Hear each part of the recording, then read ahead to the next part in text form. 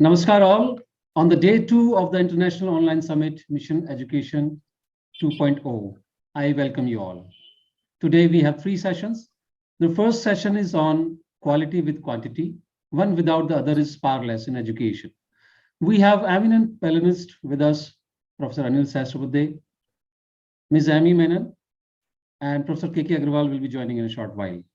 I welcome Professor Anil Sahasrabudhe, Chairman NBA, Chairman National Education Technology Forum, and former Chairman AICTE. Professor Sahasrabudhe shifted the role of AICTE from regulator to facilitator.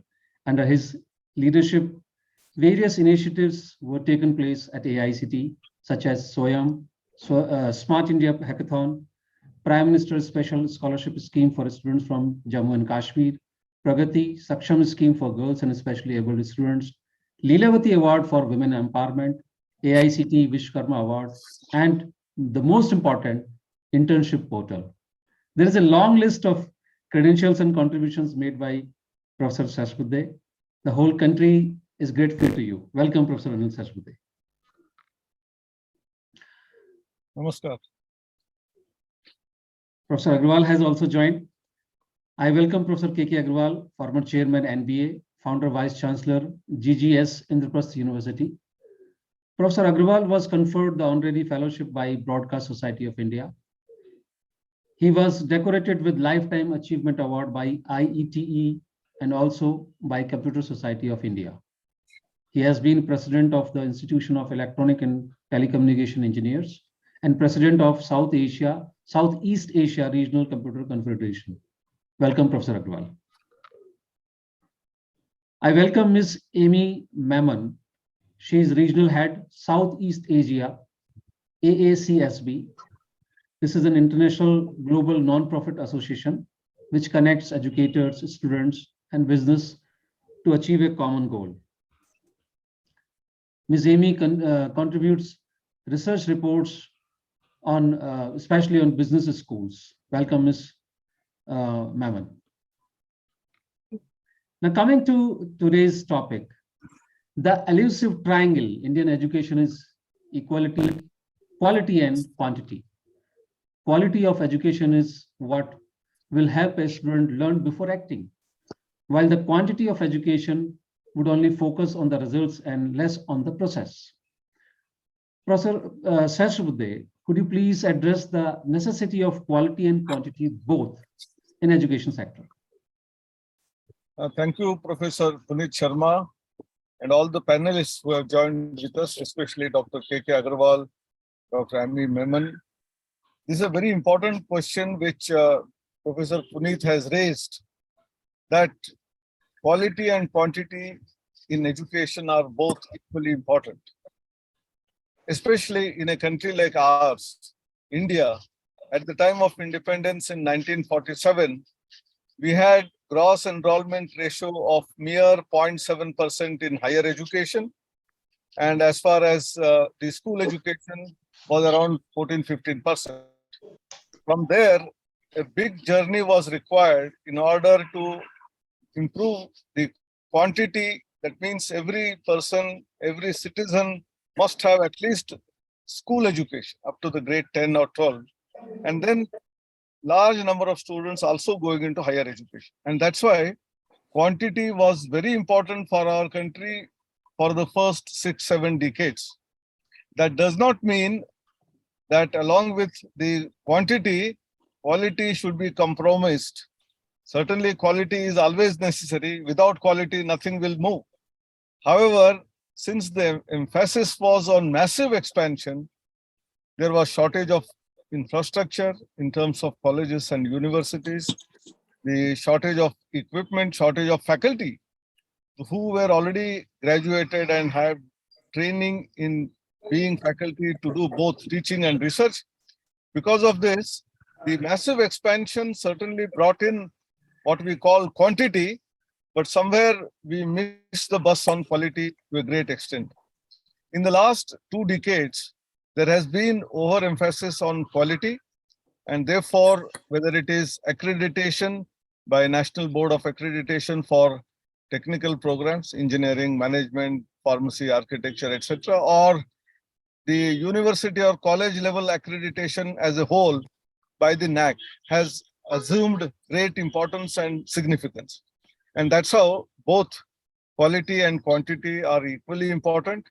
Now today we have a vision which has come through the National Education Policy 2020 to increase the gross enrollment ratio from the present level of 27% to 50% by 2035. That means first 7 decades, we have to double it in the next, hardly in the 10 to 15 years. That means a big challenge is there. Therefore, we have to concentrate not only on quality, which we have already started doing, but quantity is also going to be continued to be important for our country. With 1.4 billion population, you can imagine the gross enrollment ratio in school education. If you want to get 100%, it is approximately 300 million, 30 crore students who have to be given school education up to grade 12. And if 50% of the population in the age group of say 16 to 23 is to be given higher education, the numbers are mind-boggling. In fact, not the students, but even the population of several countries in Europe may not add up to what is the challenge. And quantity are going to be absolutely equally important. Therefore, all ways and means in which we expand, we increase quantity without losing sense of quality. And that's why the new mantra, which we used to earlier, our old mantra was access and equity was given more importance. Now access, equity, with that quantity is going to increase, but quality, accountability, and affordability. These three are also affordable, then only we can ensure access. Well said, Professor Sahasrabudhe. Access, equality, quality, accountability, and affordability. So when it comes to quality, definitely affordability becomes a challenge. In what way, to build an education revolution, how can we make a shift from quantity to quality? Because there's still, a lesser number of institutions, those who have adopted NB or NAC accreditation. Professor Puneet, there are two things which are very important. If we want really quality to go high and go towards excellence, there is no shortcut. But at the same time, with the kind of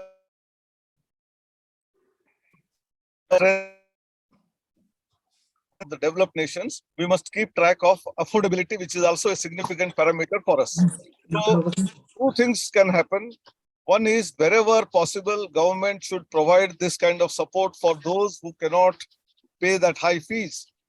And for those who can afford, I remember a very famous statement of my boss, my mentor, when I was director of College of Engineering, Pune, that what we say, burden on the beneficiary. He used to always use this word, burden on the beneficiary. Anyone who goes beyond grade 12 to higher education, be it in the field of arts,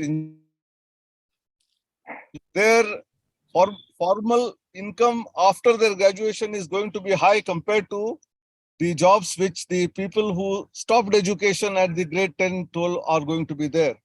So lifelong, they are going to earn the benefit out of that higher education with a higher salary. So they must be willing to pay that fee.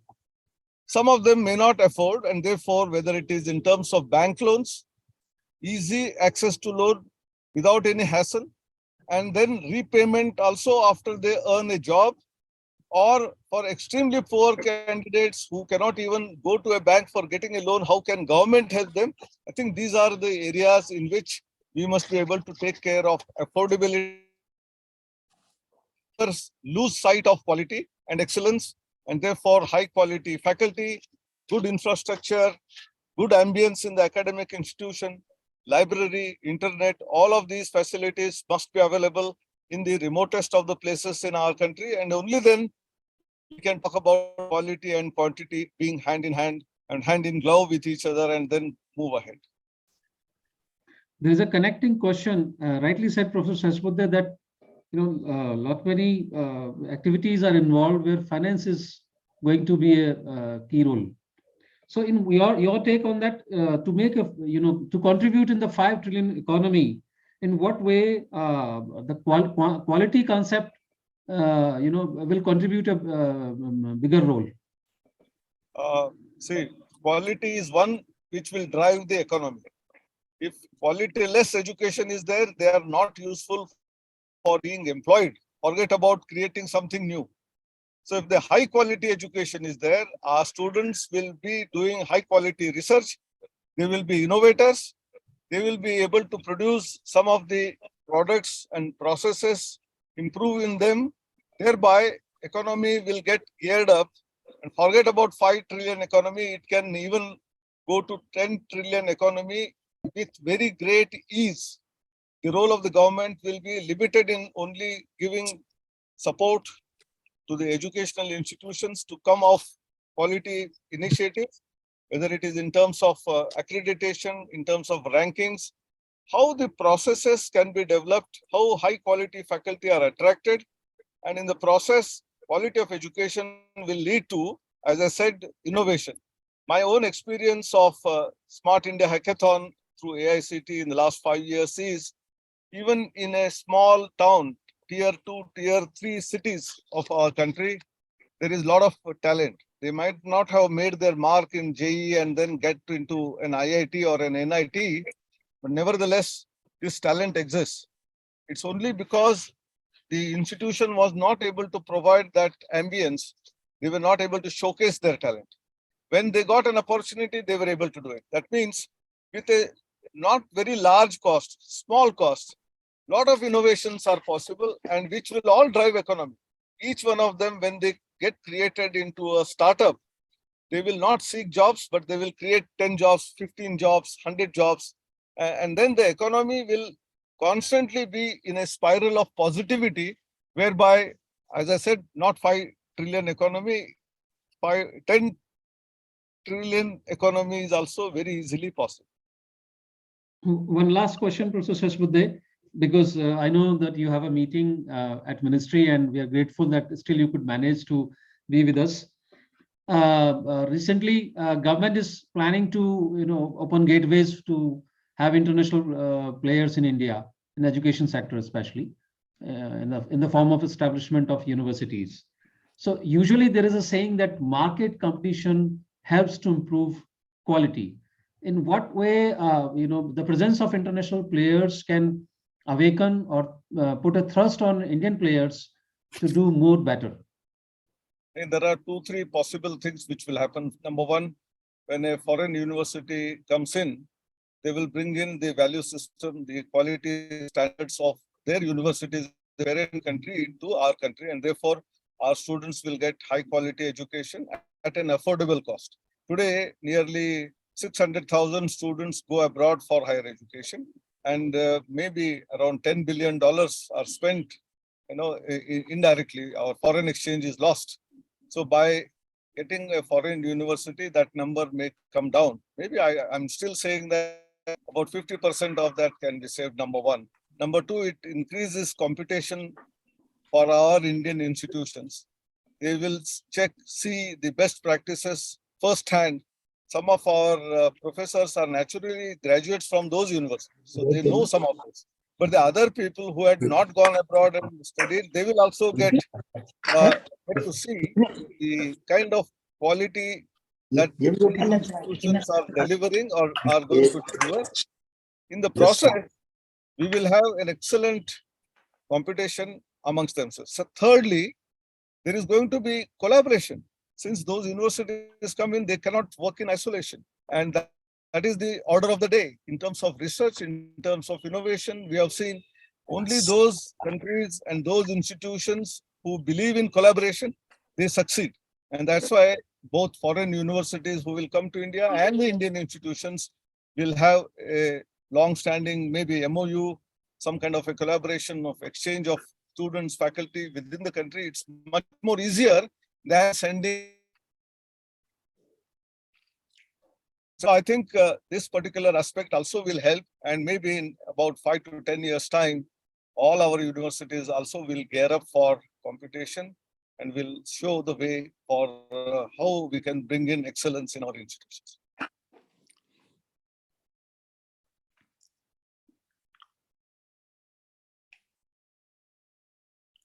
I think that it's a positive sign that international players, Indian people, they have paying capacity, they have interest, and they will be able to take this in the right stride.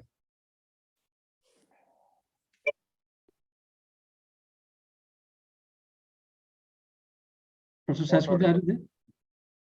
I'm there, but I did not hear. There was some gap. Okay. So do you think that it's a great sign that international players are trusting India, the new India, the evolved India, and the e-governance or the facilities provided by the government machinery, to help them to establish their campuses in India, and this is going to, go in a right manner, and subsequently the international players in the form of industries, they will also get attracted by the presence of international universities in India. Yes, Puneet, what will happen is when such universities come in, naturally their counterparts in the industry from that nation also will come in. In fact, many of them do have their R&D and manufacturing centers in India. For example, Volkswagen, or for example, the Texas Instruments, all of them have, there are about, out of Fortune 500 companies, more than 50% of them have some presence or the other in India. Major R&D center, and all of them will gear up because their own respective countries, universities also there. There will be better understanding, better collaboration between both industry as well as academia through this mechanism, number one. Number two, it is going to be a win-win situation in another way. Certainly, we have to learn a lot in terms of science and technology from the Western world because science has progressed enormously in the Western world. But India has many things to offer, whether it is in terms of culture, whether it is in terms of our ethics and ethos, and very simple family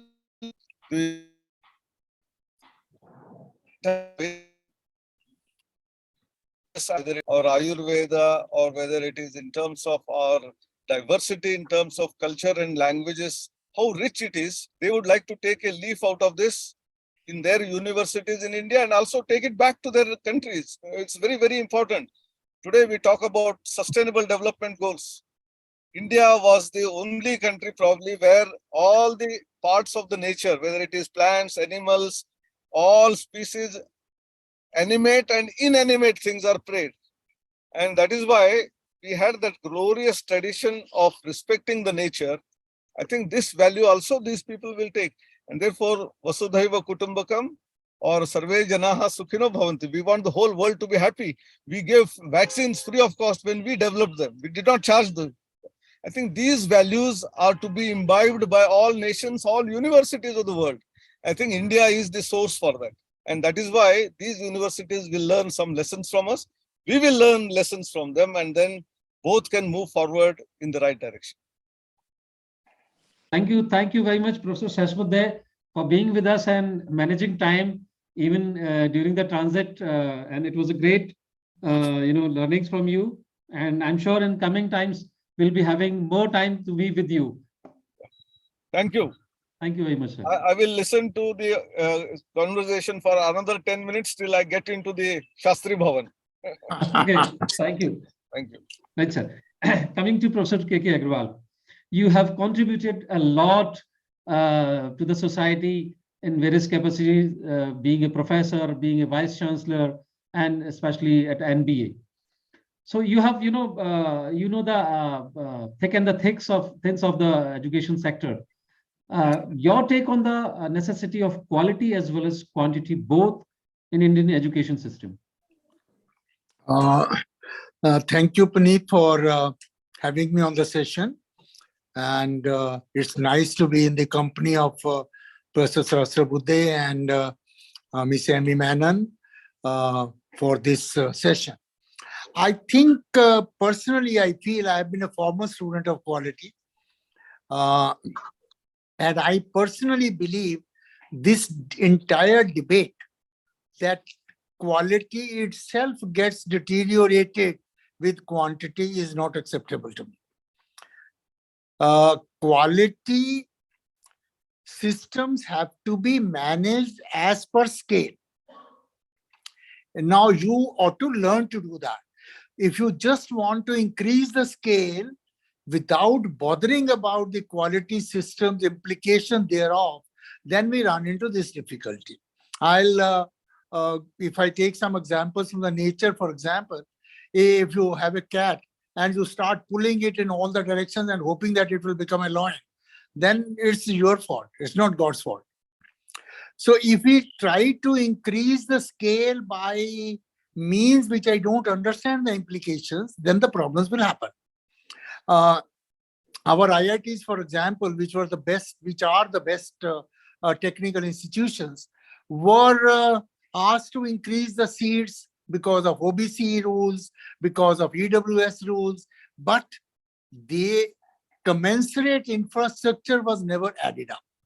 Now, if that deteriorates the quality, you cannot say that the quality has deteriorated because of the quantity. Quality has deteriorated because you worked on quantity without working on the required infrastructure changes, required other requirements. So I very strongly believe in you can have very large institutions, you can have small institutions, both are needed.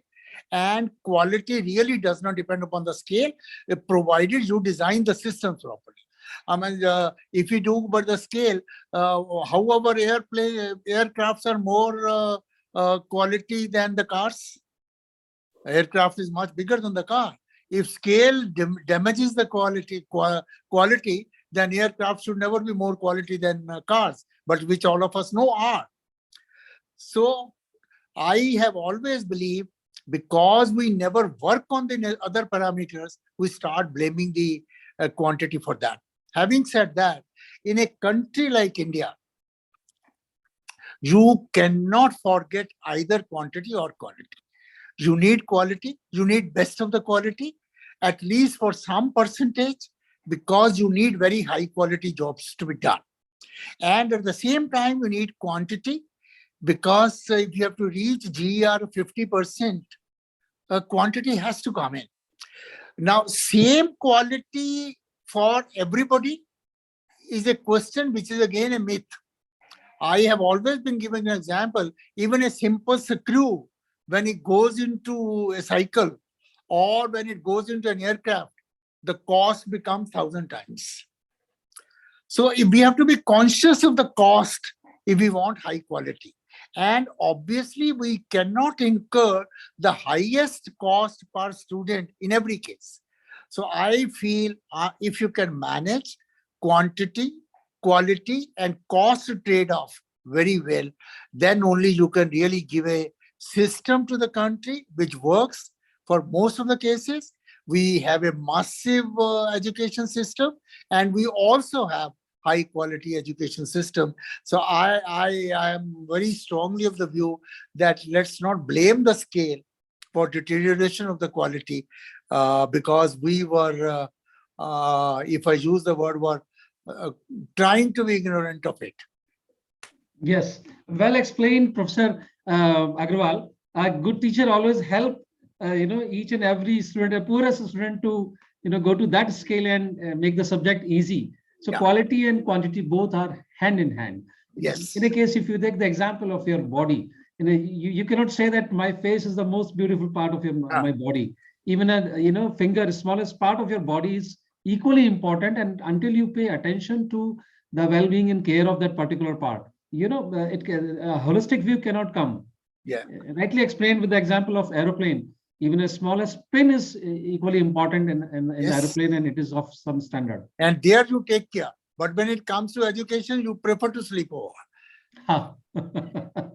It's rightly said, we have never paid attention on that part. Yes, yes. So we are awakened now, and I'm sure the way we are attempting to address the quantity issue, the similar on the same way, we'll be able to conquer quality aspect. No, we have no option. We will have to do it. We'll have to do it.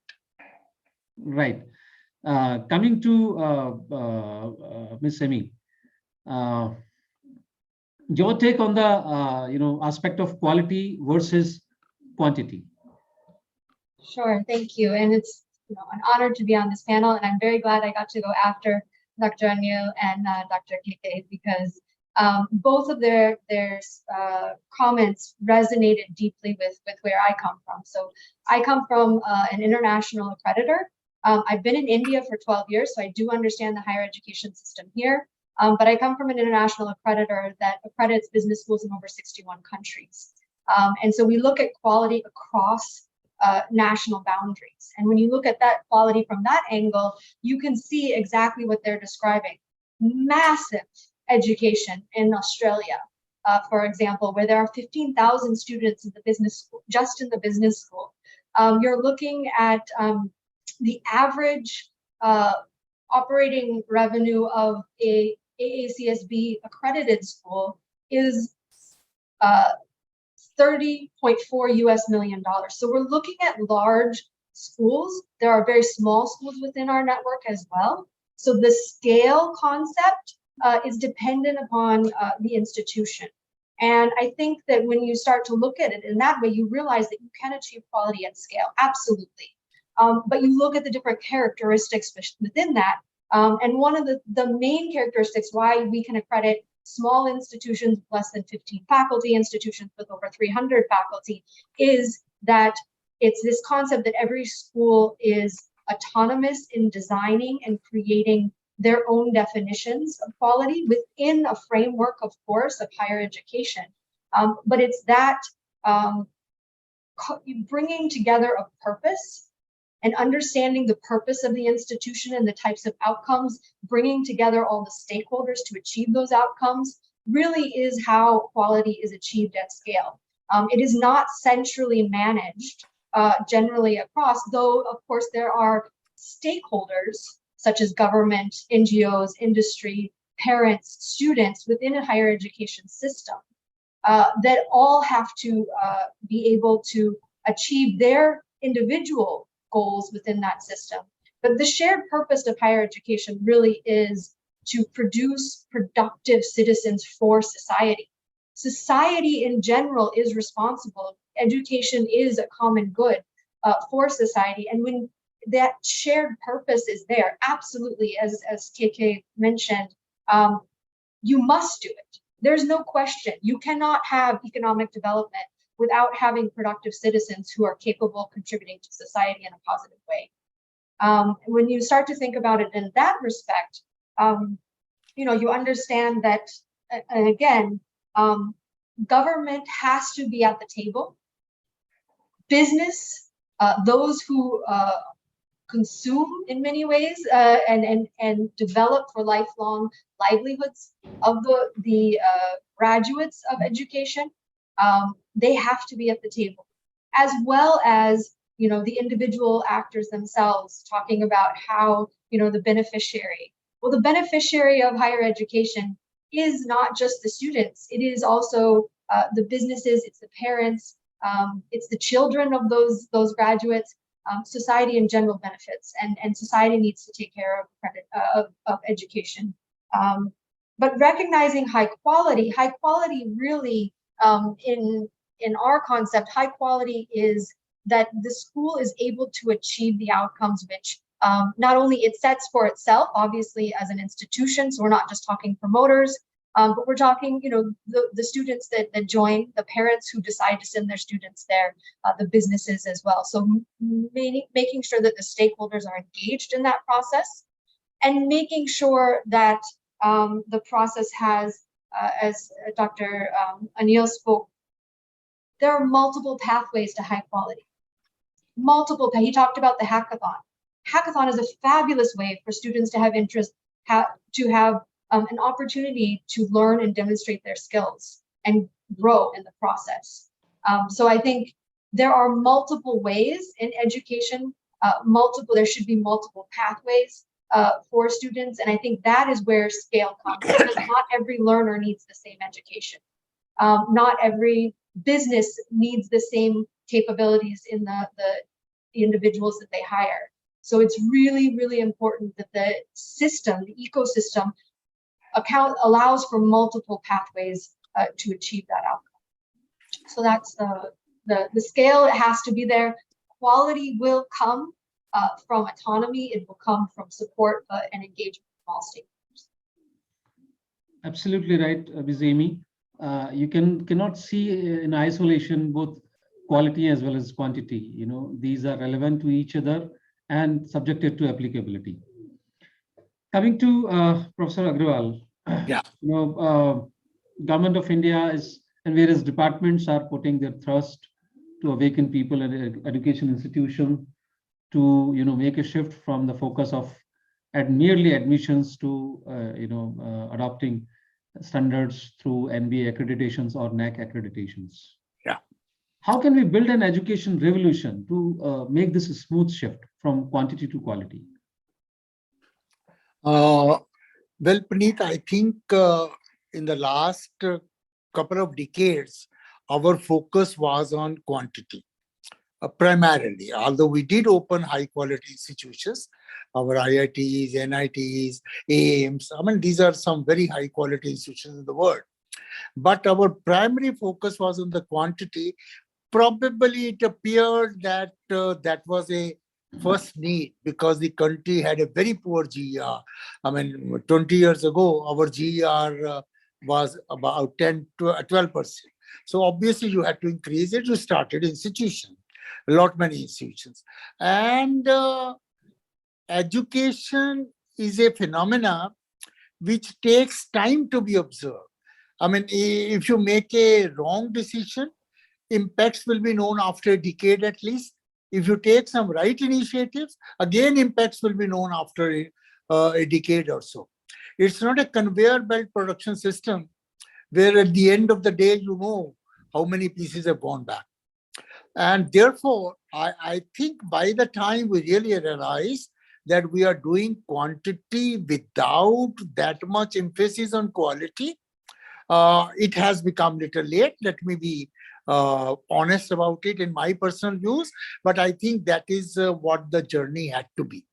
Now, once we have realized it, I think you are very well aware, NAC and NBA are two accreditation agencies in the country at the moment. And put together, we have been able to accredit only about 20% of the institutions. Now, which is not a very healthy sign by any standards. I can agree that no country in the world will have all quality institutions, but at the same time, a country having 80% institutions which could not be even accredited. And when I say that, let me again make it very clear, our rejection rate of NBA as well as NAC is not very high. So most of these 80% institutions did not even apply because they were not even apply for accreditation. They were not eligible to apply. That means they jolly well know that where are they wrong, what they have to do, but somehow they kept on surviving all these years.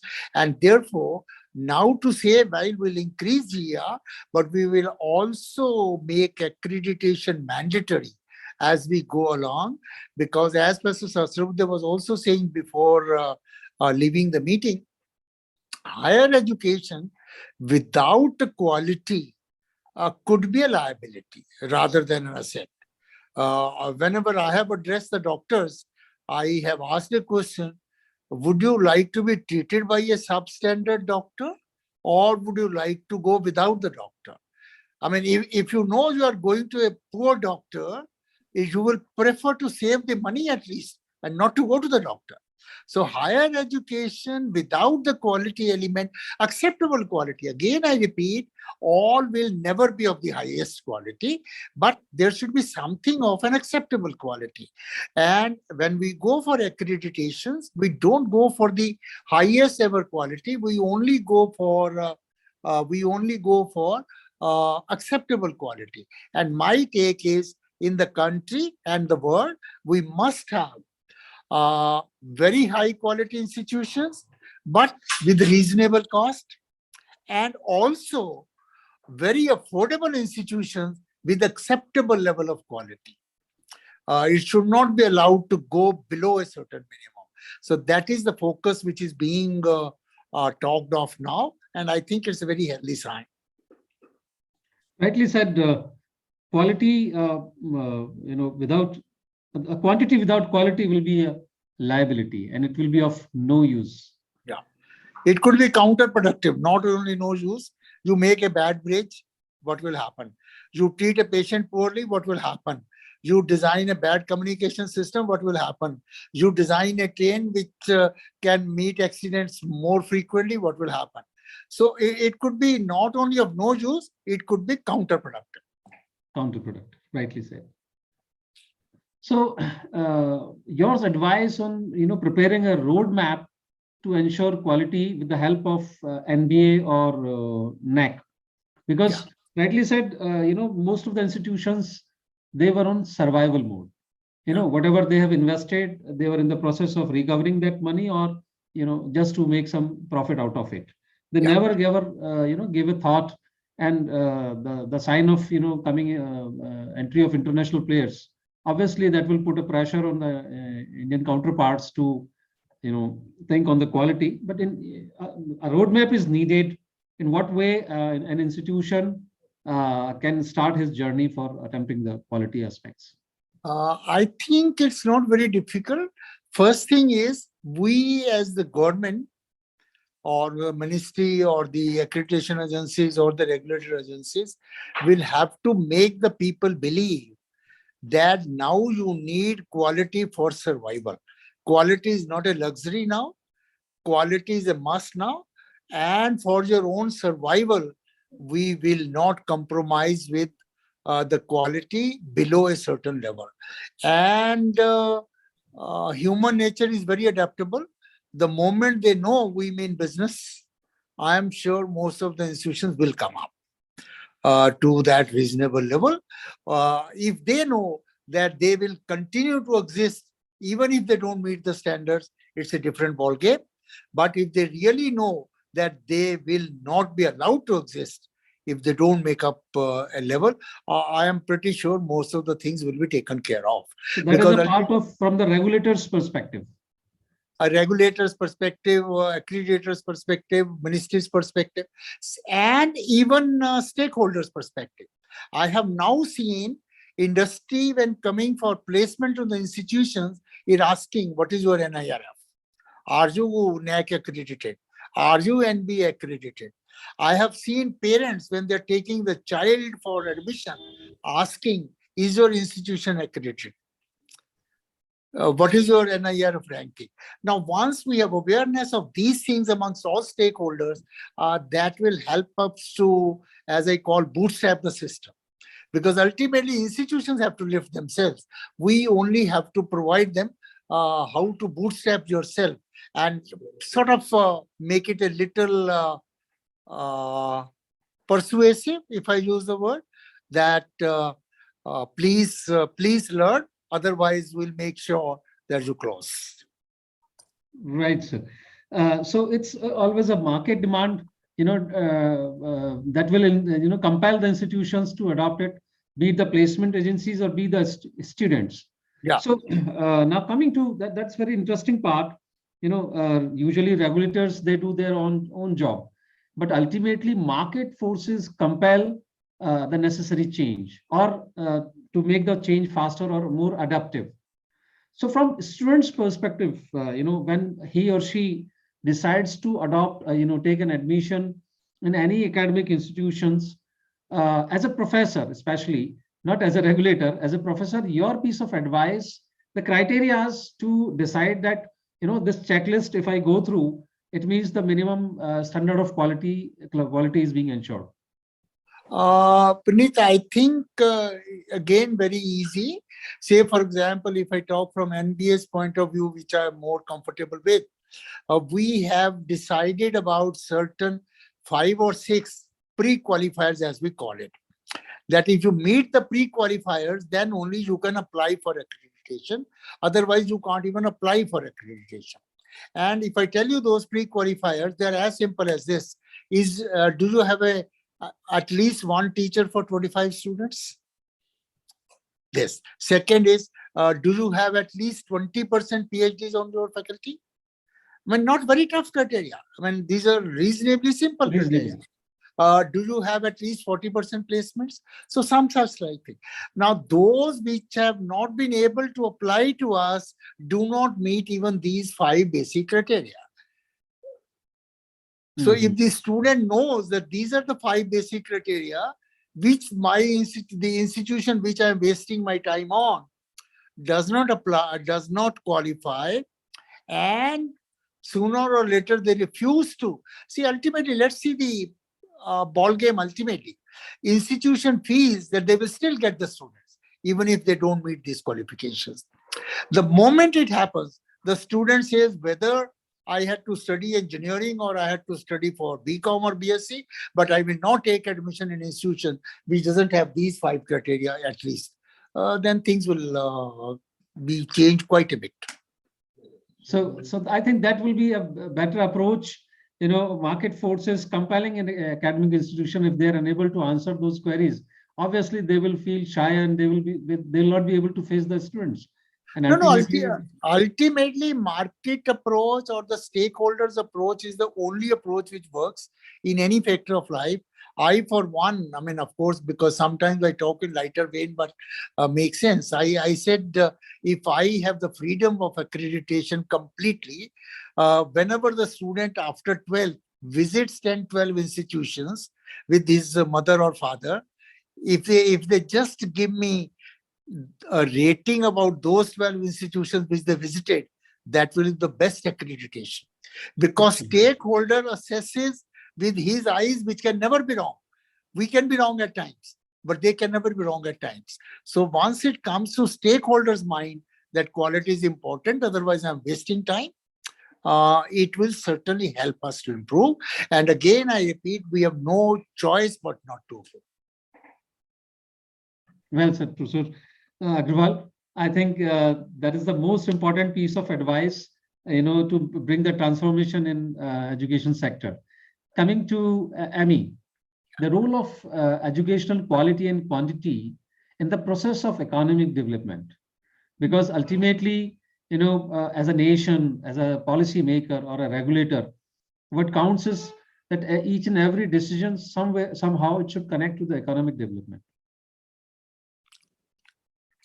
Yeah, I mean, I think what Dr. Aggarwal was mentioning that I think is really important to recognize, one of the aspects of accreditation, which is so important to a healthy education system, is exactly what he was saying, is it helps to weed out those that are rent seeking, right?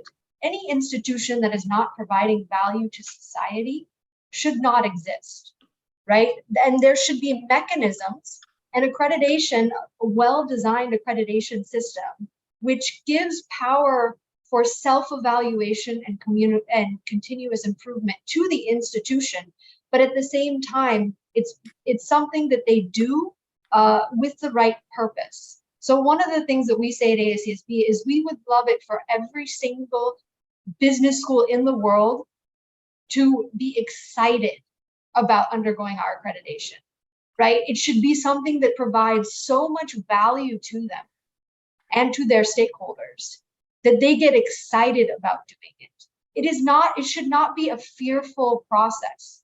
It should be a process of discovery, a process of understanding, where you're aligning the interests of all your stakeholders for the benefit of society.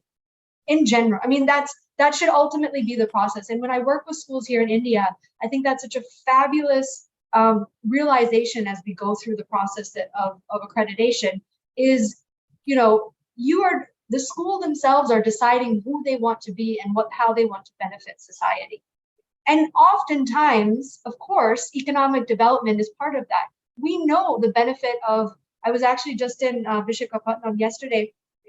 Andhra University is there. One of the reasons why Visakhapatnam is a thriving component of Andhra Pradesh is because you have a university a thriving university there. The economic development of a university just in location is absolutely, you know, it's well documented, right? And you can start to think in remote world, in the virtual world, that we are expanding that beyond location and putting that out there into the world. It is the value that an institution brings to all of its stakeholders. It employs many individuals. It brings individuals to youth, to society that can contribute in meaningful ways and as productive citizens. It creates, there's so much economic value in education in general and in higher education even, to a larger extent.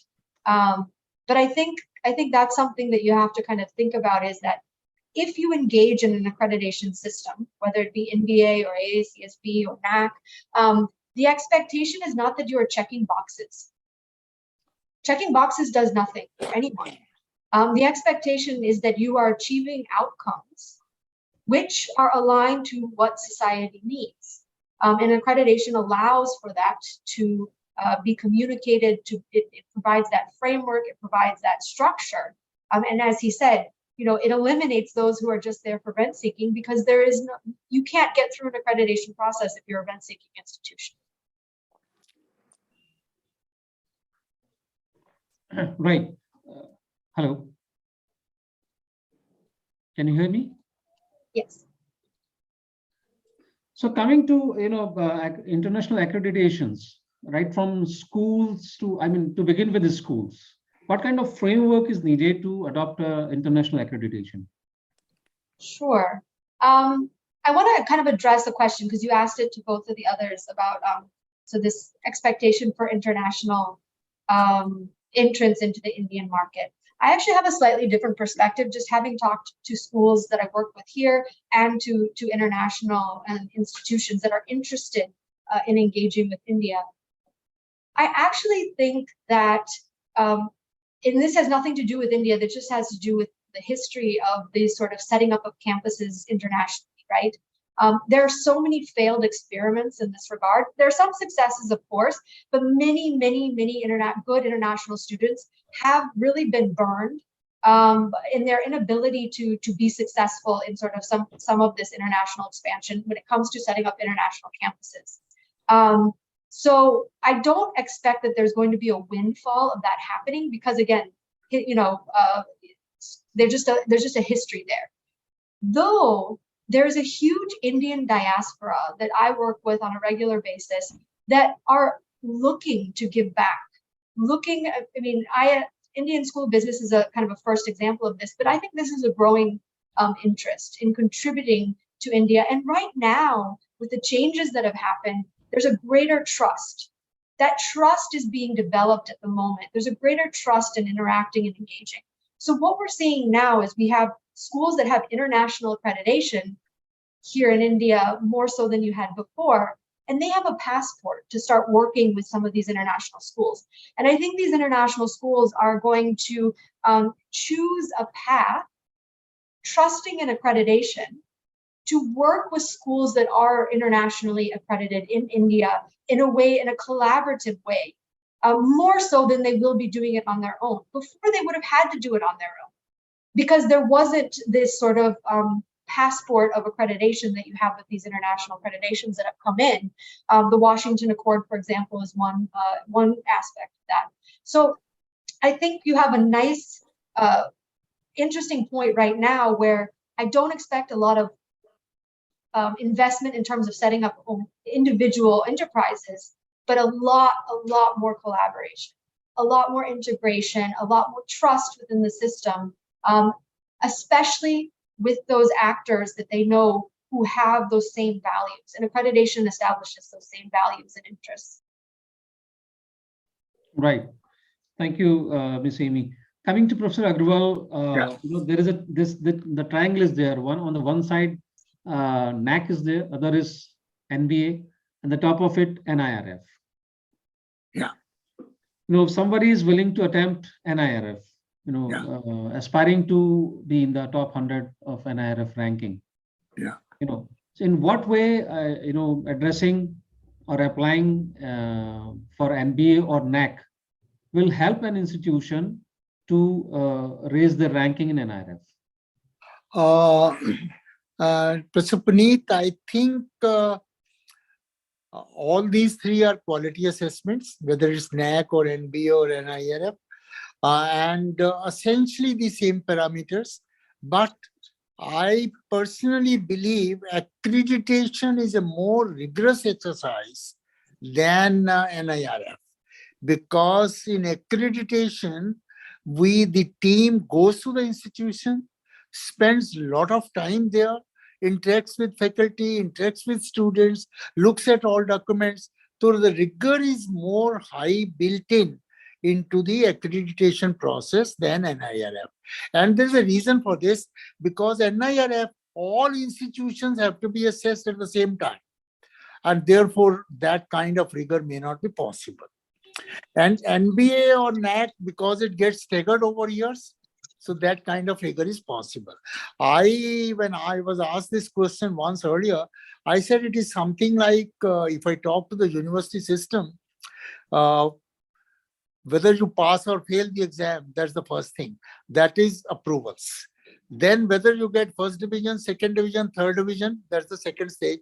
That is accreditation. Ranking only comes whether you have stood first in the university or second in the university or third in the university. And we have had cases in this country where we had second division or first position. I'm not talking hypothetical. It happened in standard universities in subjects like languages quite often. So my point is, accreditation assures minimum standards with a higher degree of rigor. NIRF, actually, I feel, again, my personal view. That is a relative grading. NIRF is a relative grading. It's a relative grading, and I would feel that if we can tomorrow, if we build up a stronger accreditation system and more institutions are accredited, we can even say NIRF, only those institutions will be considered which are accredited already. So that will reduce the workload of NIRF. And also, because the point is, if you don't meet the basic quality parameters, what am I ranking? Right. And ranking everybody, because this country has about 50,000 higher education institutions. If I rank everybody and give somebody a ranking of 45,000, whom it will help? It will neither help the institution nor the society. Because ranking helps only when you come in the top few. And the top few can be sample size, can be accredited institutions. Right, sir. So indirectly, it's a health card of any institution or a university. Do you agree with that? No, I think accreditation is a better health card. This ranking is only this, that, it's a yellow health card or green health card or red health card kind of it. Because that is a relative ranking between the, people, those who have attempted for. But then, Dr. Puneet, again, a hypothetical thing. Supposing every institution is bad and we go for an NIRF, still somebody will stand first. Right. But that may not assure of the, it's a hypothetical thing, because institutions will not stop working only for that. I think rigor-wise, every country, I think rigor-wise accreditation is a better system. Ranking is only to, again, it's to tell the public which is a better, and ranking also we will have to do subject-wise, because every university cannot be good at all the subjects at a time. If I say this institution is ranked high, does it mean it is good in medical, good in engineering, good in management? That doesn't happen normally. So ranking, which many advanced countries do, subject-wise ranking and things like that. So that if I have to study medicine, then for me, medical rank is important. Right. So that again, we'll have to insert and do that. Right. So coming to Amy, if you find that for in Indian context, to NBA and NIRF, two robust agencies are there. They have their own parameters to accredit a university or a particular course or a program. When it comes to QS ranking, Yeah. do you find any relevance or any, parallel mechanism in a case if an institution is directly applying for QS ranking, or it is necessary first to go for NBA then for QS ranking? No, I don't think it is neither necessary nor there is a need to make it necessary. Let them go in for QS ranking. If you get for example, if you want to say apply for admission, it's not necessary that you must first apply for a lower college, then go to higher college. And if you go to ranking parameters, I have studied QS ranking at length. QS also, by and large, is the same quality parameters, except that they have more value on perception, and that too, industry perception, because they believe, and rightly so, because when the systems evolve, it happens. They believe that if you are a good institution, you must be known all over the world. So that is how the perception factor becomes very heavy there. In India, diversity of students from all over all the countries, or the diversity of teachers from all the countries is practically very little. And I was arguing with QS people, what diversity you're talking of? Diversity between Germany and France is far too less than between Kerala and Uttar Pradesh. So when we have students from all states, that element of diversity which was required to be as an education element, we have much stronger than other countries. I mean, if you say Germany and France, at least language is the same. In our case, language has changed, culture has changed, food habits have changed, dress has changed, everything has changed, but country has not changed. So I was telling Ashwin Fernandez of QS, I said, no, geographical boundary of the country should not be the only parameter for diversity. Diversity is expression of different kinds of students studying in the same class, different kinds of teachers studying in the same university. And I for one, surely feel diversity of in Indian universities, at least almost all good universities will have students from all over the states. And I was again telling them, ours is probably the unique system in the world, NIT system. After IITs, we have NITs. By law, every NIT must admit 50% students from outside the home state. I've not seen it anywhere in the world. And then we are not qualified for diversity. By law, I have to admit. So diversity is an educationally desirable parameter because you learn from different things. If you are different, then only you learn from each other.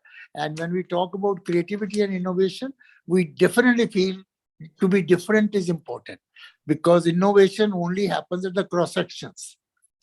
So QS ranking, if you have called, or international ranking, at the moment, the element which is not working in our favor except that the research and citation also, we are to improve much. This diversity is another thing. But I personally feel wherever who wants to apply, wherever it's okay, what is there? If we get more and more ranking, it's good. See, basically, aim should be to learn from all these experiences. See, if this becomes a certificate in my office and full stop, then no ranking is useful.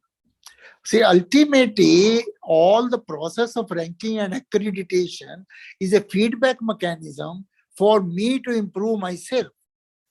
If I have decided not to improve myself, then I think no accreditation or ranking is of any use to the higher education system. So therefore, I think for every exercise you go through is good, but best is to learn from the outcomes, irrespective of the rank which you get, where things went wrong. If you don't agree with it, fine, no problem. But if you agree with it, Can say, for example, in Indian institutions, we believe many a times now, should our citation index improve? And answer is yes. Now, why it is not improving? There are quite a bit case studies. Some are very positive, some are very skewed also. I mean, people have learned the trade, how to publish in a journal which gives you more citation. That does not mean the quality of your research has improved. But if you have a large system, these things are a part of the game. Some things happen. I feel more and more accreditation. My only concern here at times is that if institutions, faculty starts spending too much time on accreditation preparation rather than teaching, that is something it bothers me. Because again, accreditation is a means to improve your quality. Now, if to achieve those means, you don't take classes, you don't do research actual, you spend more time in counting where your paper was published rather than publishing. That is something which makes me unhappy at times, because ultimate aim is improving our teaching learning processes. Accreditation and ranking should be tools to help me. So that is, as an individual, I have felt sometimes is a bit heavy on the system if we become overexcited about it. So red books of NBA and NAC, they are roadmap. These are the blueprints to help you to build your own Yes. quality system, not merely a process to get a certification. No, but if it's a process to get certification, I for one will feel, let us stop it. It doesn't make the purpose. See, I'm a student of system engineering, and if I give you a very crude example, see, you have a forward path where you work, and then you have a feedback path which gives you results, and then you improve the forward path. Let me give a crude example of the examination. Why do you conduct the examination of the student? To punish him? If you do that, then the whole system is nonsense. We do the examination to tell the student where you are strong, where you are weak, what should be best future for you next year. Now, if those purposes are not served, examination has no meaning. Similarly, accreditation and ranking are examinations. And if you agree, I mean, in one of the convocation, the example which I gave, I said all of us have a refrigerator at home. There's a compressor which cools, and there's a thermostat which decides when to put the compressor on, when to put the compressor off. Supposing you have a refrigerator which has an excellent thermostat but a hopeless compressor, will that refrigerator be of any use? So we have to have a compressor first. My priority is very clear. Teaching learning process has to be first, and then take accreditations, take rankings, take feedbacks as a mechanism for you to help yourself. That's my take on this. So merely buying good quality instruments will not make a good music. You need to know how to play, those instruments, being experimentative, giving liberty to the students to, tinker with those equipments, gadgets, laboratories, allowing them to work round the clock, allowing them to learn through mistakes, and then ultimately something get evolved. Yes. The whole process, will get improved. I have strong views on this. I mean, it should work on this way only. So I think that I have missed to be your student. The way you are explaining, no doubt that you have been a great professor. Coming to the counterpart, what benefits any stakeholder would get? Of course, the quality improvement is the first and foremost area. In the sense of admissions, fee structure, placements, volume of students, or getting projects or consultancies, etc. Are you addressing this to me? Yeah, I'm addressing to both of you. Amy, to begin with you. Okay. You mean in terms of the value to the students that go to a school that is accredited? That's the question? And even and on ranking. So I just want to say one point on rankings, and this always comes up, but I'm always reminded of Goodhart's law. Any target ceases to be a good measure, right, as soon as it becomes a target. So if accreditation is the target, and that is the only thing that you're interested in and is getting the accreditation, it's not a good measure of quality. The same thing goes for rankings as well. So I think, that has to be, and rankings more so probably because there's this movement up and down. You always hear from the schools that move up. You never hear about you never hear schools talking about how they move down the ranking or why they move down the ranking, right? So it does cease to be a good measure of quality when it becomes the target. And I think that's something that needs to be carefully considered as a question. And when we're working with schools, for example, you mentioned, they have to take care of their stakeholders. That's written in our standards. So again, you cannot take school A and school B and say, yeah, school A is going to deliver exactly the same output as school B, even if they have the same accreditation. But you can look at their missions. You can look at what they are setting out to achieve, and there's a truth in advertising. If you say you are a world-class institution, the accreditation process is going to ensure that you indeed measure up to being a world-class institution, because that's what you said to your audiences, to your stakeholders, you will be, right? If you say that your goal is to provide access to the underprivileged, accreditation will ensure that you do exactly that, right? So the concept here is really around truth in advertising, not so much in producing the same output across all. Now, high quality has to be there, that acceptable lower benchmark, as Dr. Aggarwal was talking about. And that comes from peers, benchmarking with your peers. I was, talking to other, many IIMs. You're an IIM, your brand is already benchmarked with the other IIMs. You must produce outcomes that are representative of that brand. You can't be substandard in that process. So that's the same idea, is that what you tell by nature of who you are as a school, by nature of the audiences you serve, the stakeholders that you serve, that you have to deliver on whatever you say you want to achieve. And that's the role of accreditation in that process. So again, it's not an ROI aspect, it's truth in advertising.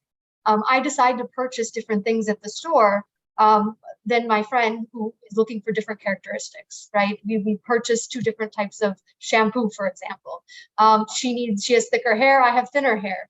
But when I look at the bottle, I want to know if it's going to work for my hair versus my friend's hair, right?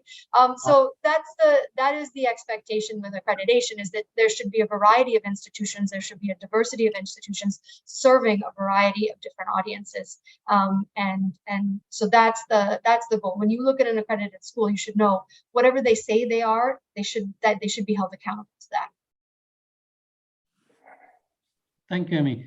Coming to Professor Aggarwal. Yeah. For the same question.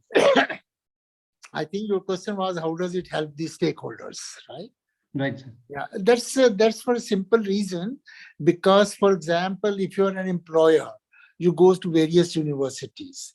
Now, for you to know everything about the university when you go for a selection visit is not easy. And once you know that there's a rigorous accreditation process or a rigorous ranking process which is already in place, and this university has scored 70%, and the other university has scored 50%, then you know that the students to be picked up from a higher accredited university will be probably in your better interest than otherwise. Mistakes can still be there, but probability of being higher, picking up better students is there from a better institution. So that is it is just like that. A first divisioner in the market will be acceptable better than the second divisioner. Although we have seen in the world, there are cases second divisioner doing far better than first divisioners, in exceptions. But still, statistically speaking, a first divisioner from a university will be expected to do better than second divisioner. Similarly, a higher accredited institution is expected to have provided better rigor in teaching learning processes. That is the belief.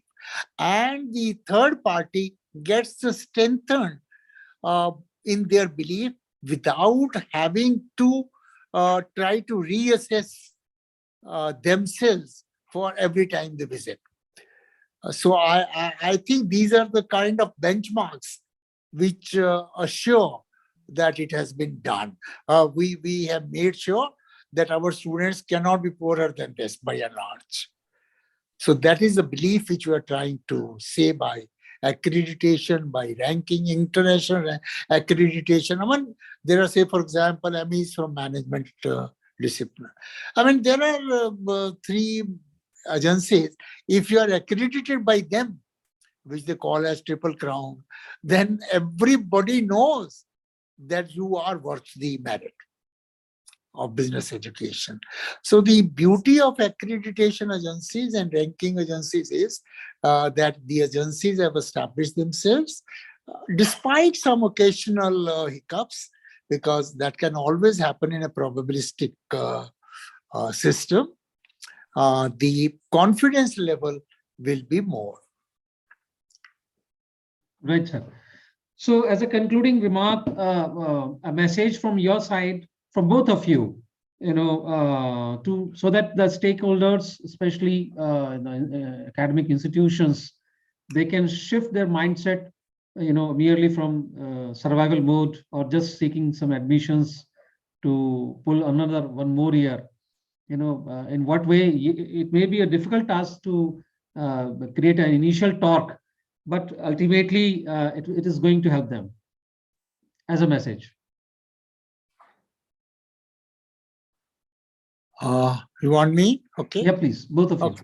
My message would be, even if you believe the system to a reasonable extent, may not be 100%, you should start insisting for these things, because that will help.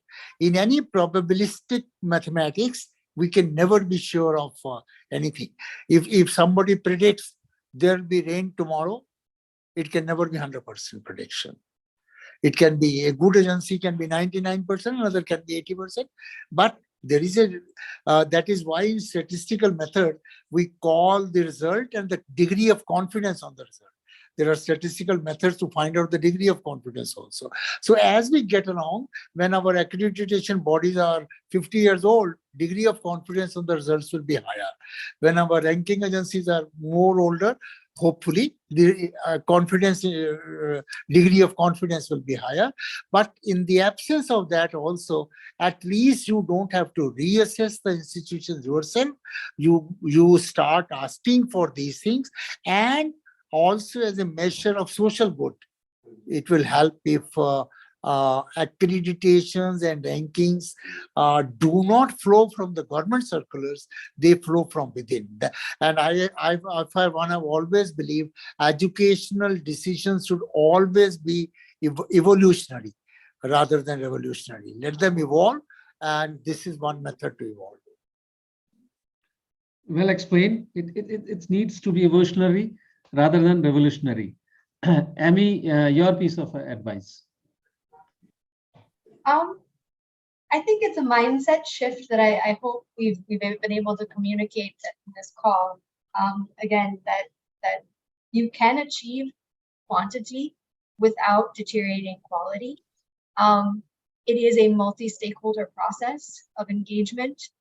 Innovation must be allowed within that system. And that the overall impact is for society of education. And as long as all the actors involved in that process keep that in mind, that the purpose of education is to develop contributing citizens for society, whether you are public or private institution, accreditation can cut across boundaries. It can cut across national boundaries. It can cut across types of institutions. And it really does provide that framework for schools to engage in. It should be seen in a very positive way. It should be seen in something that, exactly as Dr. Aggarwal said, something that comes from within, something that schools engage in because it makes them better. It makes them achieve more and have a wider impact. So that is one mechanism to achieve that quality with quantity. Right. So this is all from session 1. So important takeaways are that quality and quantity both are important when it comes to Indian context. So of course, we need to make a faster shift from quantity to quality, and it is not at all a difficult process. And all accreditation agencies there to help you to provide a blueprint so that you can help yourself. So the process of accreditation is not for the sake of acquiring a certificate or a means through which you can get more and more admissions. It is it is going to help you if you are serious about the quality and ultimately for the survival of your business as well. So this is all, and I extend my thanks to Professor Anil Sahasrabudhe, Professor K.K. Aggarwal ji, and Ms. Amy for being with us and sharing their valuable time and important information with us. So once again, thank you, sir. Thank you, Puneet, for moderating the session so well. Thank you. Thank you for the blessings. Thank you as well. Thank you, Amy. Thank you. Good to see you. Bye.